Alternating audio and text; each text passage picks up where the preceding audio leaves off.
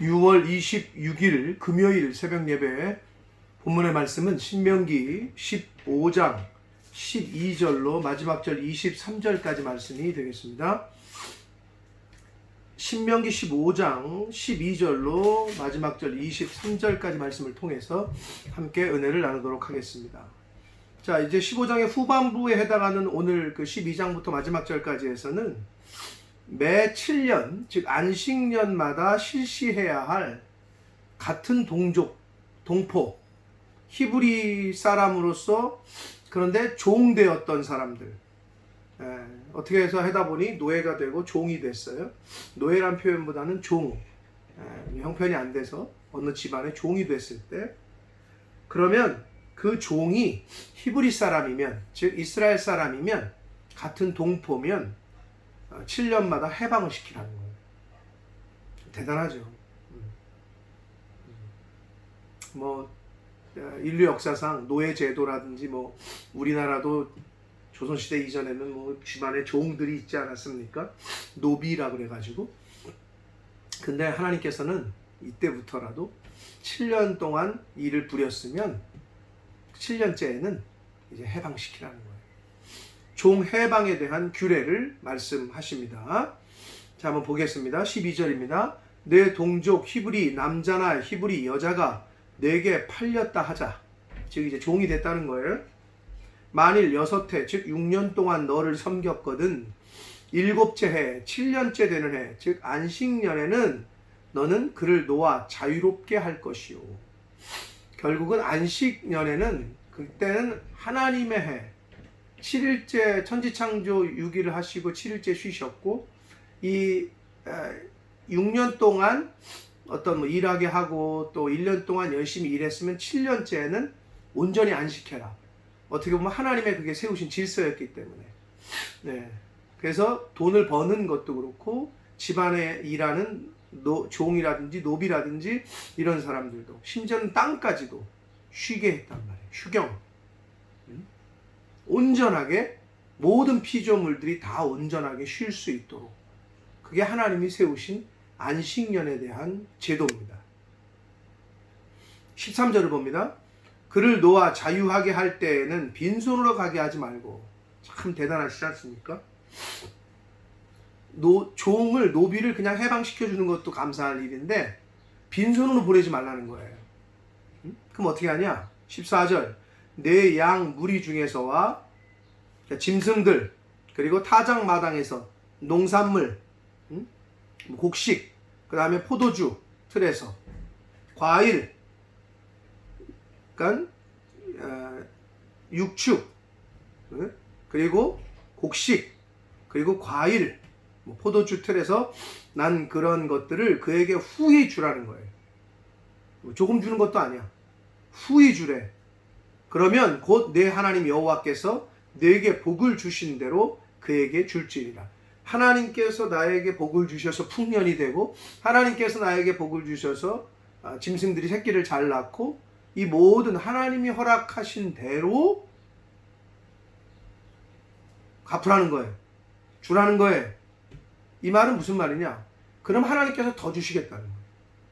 근데 만약에 하나님이 이만큼 주셨는데 요만큼 주잖아요? 그러면 다음 해에는 요만큼 쭈그러듭니다. 그래서 후히 주라고 말씀하시고 계신 거예요. 하나님이 주신 대로 후히 주라. 15절입니다. 너는 애굽 땅에서 종되었던 것과 네 하나님 여호와께서 너를 속량하셨음을 기억해라. 너도 애굽에 너희 조상들이 애굽에서 종이었었는데 하나님이 구출해 내시고 자유인으로 해주신 것처럼 네가 부리고 있던, 네가 돈 주고 샀던 어떻든 간에 그 종을 7년째 때에는 해방시키라는 거예요. 그래서 그것을 기억하고 그것으로 말미암아 내가 오늘 이같이 네게 명령한다. 애굽에서 종되었던 것, 그런데 내가, 즉 하나님께서 너를 자유인으로 해방시켰던 것 잊지 말아라. 그걸 잊지 말라는 거죠. 그러면 매 7년마다 데리고 있던 종을, 노비를 풀어주면, 해방을 시키면 뭘 생각하겠어요? 7년째마다 하나님이 우리 조상을, 우리 민족을 애굽 땅에서 노예 생활하던 거를 해방시키셨지. 이걸 계속 생각할 수 있겠죠. 그러니까 하나님을 잊어버리지 않고 하나님을 계속 잘 섬기도록 하나님께서는 이런 규례를 만드셨던 겁니다. 16절을 봅니다. 종이 그런데 만일 너와 네 집을 사랑함으로 너와 동거하기를 좋게 여겨 내게 향하여 내가 주인을 떠나지 아니하겠노라 하거든. 즉 너 이제 자유인이니까 해방이다, 가라. 그런데 그 종이, 그 노비가 난 주인님하고 같이 살겠습니다, 끝까지. 난 여기가 좋습니다, 이렇게 할 수도 있잖아요. 착한 주인에게는 그럴 수 있겠죠. 그랬다면 17절을 봅니다. 송곳을 가져다가 그의 귀를 문에 대고 뚫으라. 한마디로 귀걸이 하듯이 여기다 뚫으라는 거예요. 그리하면 그가 영구히 내 종이 되리라. 내 여종에게도 그같이 할지니라. 남자건 여자건 남종이건 여종이건 만약에 주인을 좋아하고 그 집에 있는 거를 본인이 선택을 하면 귀걸이 하듯이 귀를 여기 뚫으라는 거예요. 예? 예. 그러면 이게 영원히 나는 이 집 사람이다 라는 징표가 된다 라고 말씀하십니다. 그것 또한 그 종에게 선택권을 준 거죠. 18절입니다. 그가 6해 동안에 품꾼의 삭을 배나 받을 만큼 너를 섬겼은즉, 즉 6년 동안 그만큼 일했고 너희 집을 섬겼으니까 너는 그를 놓아 자유롭게 하기를 어렵게 여기지 말라. 기쁜 마음으로 그를 해방시키라는 거예요. 그렇게 하면 내 하나님 여호와께서 내가 범사에 잘 되도록 내게 복을 주실 것이다 라고 말씀하시고 약속하셨습니다. 하나님께서는 7년째마다 데리고 있던 종이나 노비를 해방시킬 때마다 하나님께서 우리를 애굽 땅에서 그렇게 어렵게 힘들게 노예 생활할 때 우리를 구출해 주셨지, 해방시켜 주셨지, 속량해 주셨지, 이거를 기억하게끔 생활 속에서 규례를 만드셨던 거예요. 근데 하나님께서는 기억해 라고만 하신 게 아니라 네가 기억해서 그렇게 하고 순종하면 범사에 복을 주시겠다는 거예요. 얼마나 감사한 일이에요. 그러니까 그렇게 안 할 이유가 없죠. 하나님이 복을 주시는 것과 그 노예 하나 데리고 있는 것과 어떤 게 더 수지 맞는 겁니까? 여러분, 이건 고민할 것도 아닙니다. 자, 19절로 23절까지에서는 처음 난 소와 양의 새끼, 즉 초태생, 소와 양, 소양의 처음 난 초태생 수컷은 구별해서 내 하나님 여호와께 드려라. 이 초태생 헌물에 관한 규례를 말씀합니다. 이거는 출애굽기 13장과 레위기 27장에도 동일하게 계속해서 강조하셨던 말씀인데, 초태생의 수컷의 첫 것은 하나님께 드리되 내 소의 첫 새끼는 부리지 말고 일시키지도 말고 양의 첫 새끼의 털 깎지도 말고 잘 보존했다가 하나님께 드리라는 거예요. 그런데 너와 내 가족은 매년 여호와께서 택하신 곳, 성소를 말하죠. 하나님이 택하신 곳, 하나님의 임재를 상징하는 곳, 이 당시에는 성막이었고 그 후에는 성전이었고 오늘날은 교회를 말합니다. 거기서 내 하나님 여호와 앞에서 먹을지니라 라고 말씀합니다. 그거를 초태생을 잘 구별했다가 하나님이 지정하신 곳에서 먹으라는 거예요. 함께. 어떻게 보면 잔치를 벌이라는 거죠. 그러니까 교회에서의 예배, 하나님 앞에 예배 드리는 거 중요하고, 같이 음식을 나누고 떡을 떼고 같이 교제를 하는 거, 식탁 공동체를 하는 거는 굉장히 중요합니다. 이거는 구약 때부터 이 성막 광야 시대 때부터 하나님께서 말씀하셨던 겁니다. 21절, 그러나 그 짐승이 흠이 있어서 절거나 눈이 멀었거나 무슨 흠이 있으면 하나님께 바칠 수 없었어요.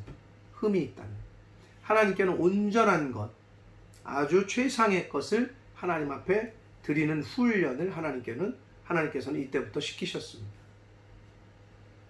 그러나 하나님께 못 드려, 흠이 있고 부정하는 것은.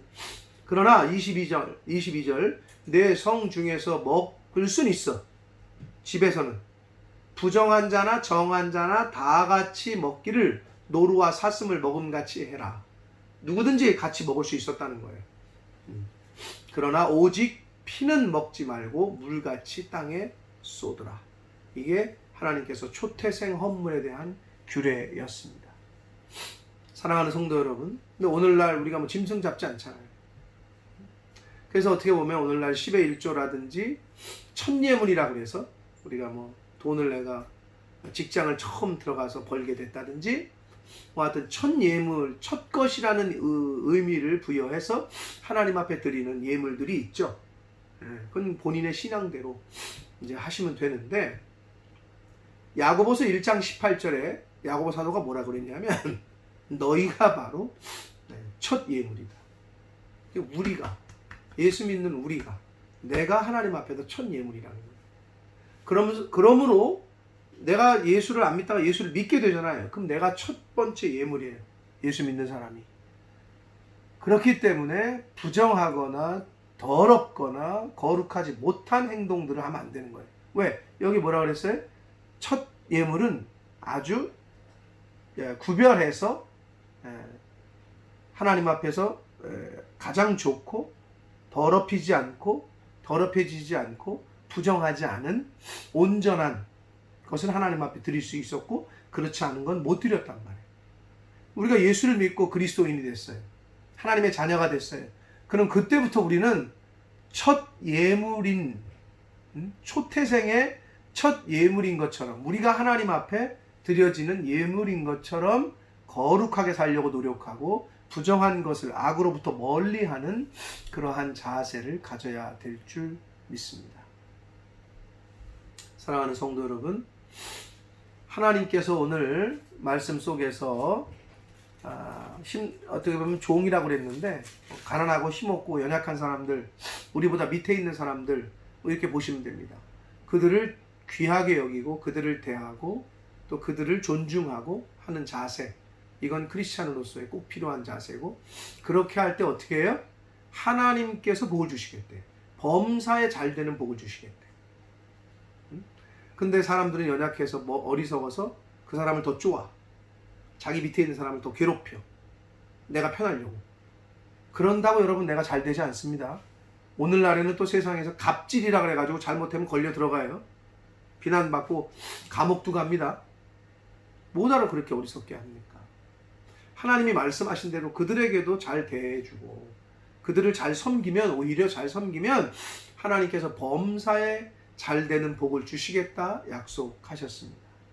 또한 첫 예물 드리는 거, 여러분의 신앙에 맞게 첫 예물 10의 1조 구별하는 거 훈련 잘 하시고, 그리고 야고보 사도가 말한 대로 내가 바로, 우리 자신이 바로 하나님 앞에 첫 예물임을 잊지 말고 거룩하게 구별되게 악으로부터 멀리하고 정직하게 하나님 기뻐하시는 그러한 삶을 사시는 저와 여러분이 되시기를 예수 그리스도 이름으로 축복합니다.